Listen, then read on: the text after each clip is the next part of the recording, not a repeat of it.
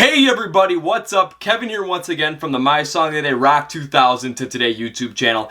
And today we are going to be reviewing Skillet's 10th album release. This is Victorious. So for those of you who do not know how these album reviews work, this is how this one's going to go. I'm going to go through each song on Victorious from 1 through 12 in order. I'm going to give you my full take on the song, from its instrumentation to its meaning to how it fits in the album, all that good stuff. Then at the end, I'm going to give you my full-on rating of the album on a scale of 0 to 10. Of course, 0 being the worst, like the Atari Jaguar, and 10 being the best, like the Nintendo 64. And do not worry, I will go through the reasons why I like the album, why I dislike the album, so you will know fully. So let's go on to Victorious. So before I fully jump into the album, with this being the 10th release from Skillet, we know that John Cooper has said that this album is going to be a lot harder, or their hardest album to date, in comparison to any other album that Skillet has come out since. He has also stated that the album is not going to sound as uplifting as other albums have sounded, like Unleashed or Awake, but it's going to sound more hopeful because it's going to dive into deeper and darker things, because life is not always great. Sometimes you have to overcome adversity and be victorious in it. One other thing to keep in mind is that the band themselves, specifically Korey Cooper and John Cooper, produced most of these tracks. So we're going to get a much more in-depth look into how they wanted this album to sound. So let's go on to song number 1. So the first song on the album is the lead single from this album, which is Legendary. Now the song is all about the band going through their critics, and how their critics always said that they could be such a bigger band in the rock scene if they would go further away from their Christian roots and their Christian meaning. And they said, no, we are not going to do that. We are going to be legendary and victorious in what we do, and we're going to stick to it. And it really is more of a power anthem for themselves. In relating it to our own personal, what's going on with us, it is a way for us to say, there are critics in life that are trying to tell us what to do or how to do it, when all we want to do is do it our way and do it ourselves, and that's what we should do to become legendary. If you listen to the song, it does sound rather similar to the lead single off of Unleashed, which was Feel Invincible, but overall, I don't think it necessarily hits as hard, just because it doesn't sound as fresh.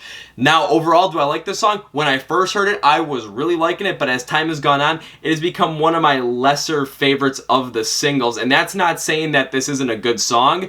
That's saying that the singles on this album I thought were much better, and we're going to get into them. So let's go to song number 2. So the second song on the album is the 4th single on Victorious. I said 5, but 4. It is You Ain't Ready. The song talks about taking all the bad things that happened to you in life and coming and bringing them together and using that to focus on getting towards your goals. More as using the things that have happened in your life as an inspiration to go forward and try harder. And now it kind of, helps us with who we are.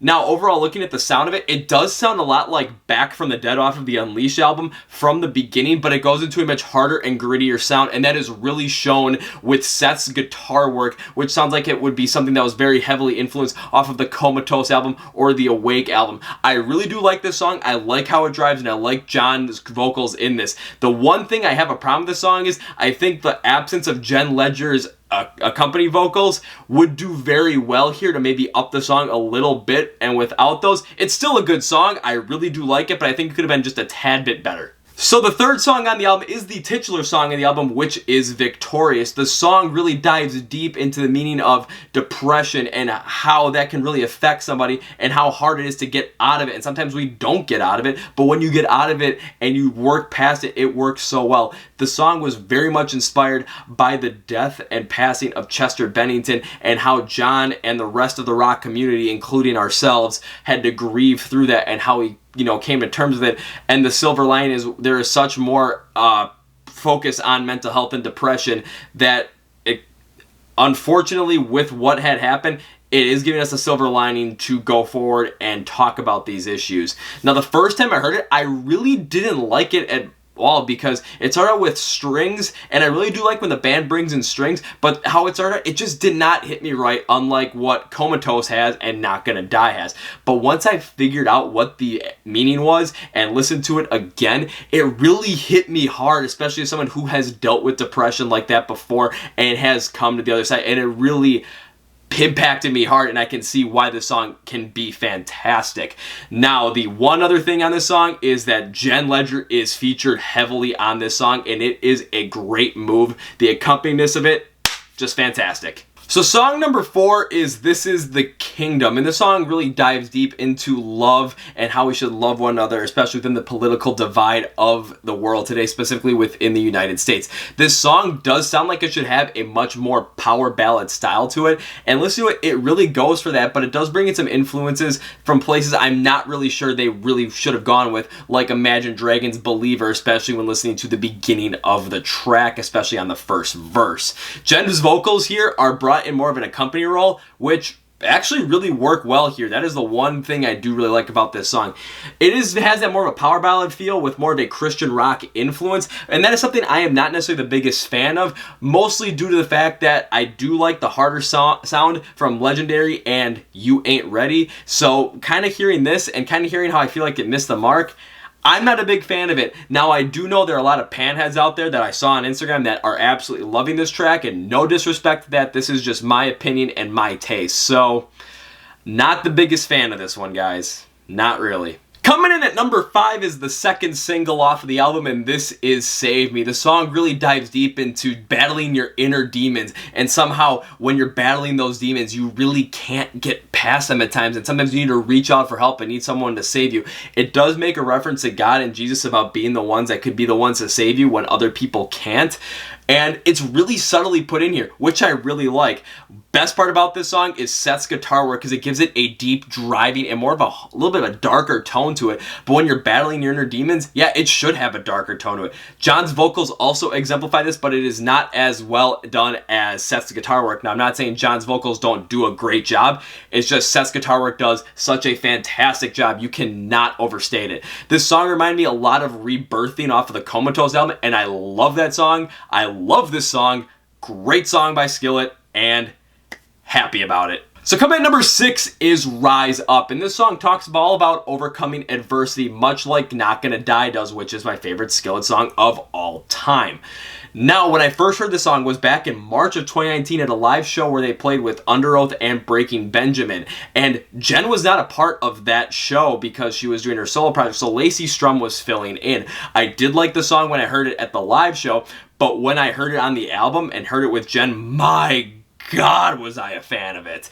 Listening to Jen's drum beat, it was driving, it was pulse pounding. It reminded me a lot of No More by Disturbed. Just the way it moved, it makes you want to run through a wall. The mixture of vocals between John and Jen on this one works so well, and the grittiness of the guitar work from both Seth and Korey just mix so well in with everything. It's driving, it's pulse pounding, and it's exciting. This is my favorite song on Victorious, and there is no doubt about it. Coming at number 7, we have Terrified the Dark, and this song talks all about overcoming the darkness, which is the evil, and shining a light on it, which is the good. According to John, they really took this off a specific Bible verse, but I do not remember which one it is. Come on, Kevin, get yourself together. When I first thought about this song, I'm like, you could go one of two ways. You could really go the Christian rock influence bass, which I was thinking they were going to go to, or that heavy rock smoke show sound, which I was hoping they would go with. They did go with the Christian rock sound, which of course I'm not the largest fan of, but overall after I listened to the song and how it was constructed, especially with the intricacy of a Bible verse that really influenced this song, I think they made the right choice. I am not the biggest fan of this song, but I can definitely see why it's a good song because I do enjoy how it is constructed. Coming at number 8, we have Never Going Back. Now, this song really dives deep into not letting the past and your past dictate what the future is going to hold for you and kind of overcoming all of that. The intro brings in the keyboard from Korey, which actually brings you in, and then it just goes into this hard smoke show sound that really drives and hits your ears right. Seth's guitar work, again, gritty, hard. John's vocals, gritty, hard. They mix well together here, and this song makes you feel like you're ready to run through a wall and rise up and destroy all challenges in your life and make sure no one, not even yourself, is holding you back. Do I like this song? Yes. Yes, I do. So coming at number 9, we have Reach. This song is actually very interesting because it comes from Korey Cooper, and the message all about it is telling a story about how a woman that she was friends with developed cancer and ended up turning to God, ended up feeling his presence, and really turned her whole entire life around and really focusing on beating cancer through that presence of God. And it's a great story. I suggest you really take a deep dive look into the meaning on this one. Now, the song does have that rapid guitar and driving drum beat, which really works well here, but it has a little bit more of a pop rock influence, which I was a little thrown off by. But in the end, I actually thought it worked rather well. I do like how the Christian rock themes are really woven into more of a hard rock sound. And this song makes you feel like, you're running out of time, but you're gonna win. It kind of gives you that, amped up urgency feel. So it's a good one to listen to, guys. It's a good one. So coming in at number 10, we have Anchor, which is the third single off the album. The song takes a look at how we can get really far away from life, but we always have to have that one anchor in life that keeps us grounded, keeps us who we are. And I think the band was really focusing on God and Jesus being that anchor. One thing I want to say about the song, though, is it has high potential to be a huge wedding song coming forward. It does have that feel. It does have a slower but much more ballady style, and it really fits for the theme. Now, the instrumentation really is softer. They bring in a piano at the beginning, and it doesn't necessarily hit all as hard. But when John Cooper in the chorus, and let me read it for you, make sure I got it when he does, "In angry oceans you've never broken through every wave of the storm," when he hits that "through every wave of the storm," the vocals he uses and the pitch, the range, it is powerful and it works. The one big bugaboo I have about this song is it feels like this song would have been great to prominently feature Jen Ledger on with her vocals, but she wasn't prominently featured on here, which gives me a little bit of an issue with this song. Overall, though, it's a song that I'm surprised I've gone back to more than once, twice, 3 times, 4 times. Actually in a day. Coming in at number 11, we have Finish Line. The song that's all about getting to that finish line and accomplishing your goals and not wavering on that. Looking at the style of the song, it does have this more of like this Memphis-y blues vibe to it and influence to it, which is very interesting for a band like Skillet, even though John Cooper is from the area. So I get it. I'm surprised I haven't really brought this in more as time has gone on, but let's take a look at how it works here.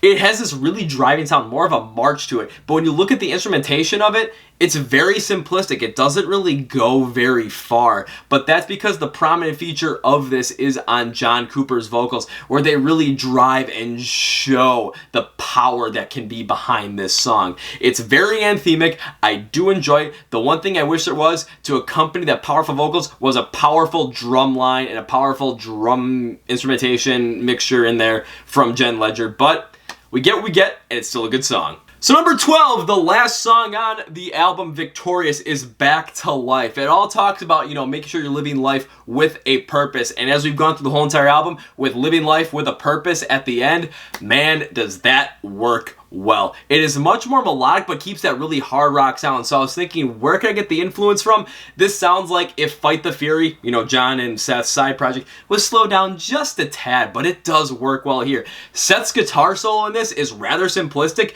but it does hit. I love how it drives. It's very similar to how the Resistance drove at the end of Unleashed, and they did another kind of outro at the end of the song to end the album, much like they did with Unleashed and the Resistance, and it works well. Great ending of the album. Absolutely fantastic.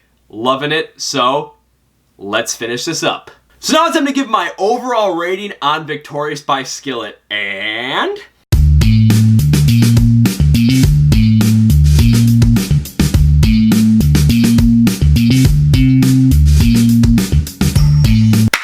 I'm going to give Victorious a 9 out of 10.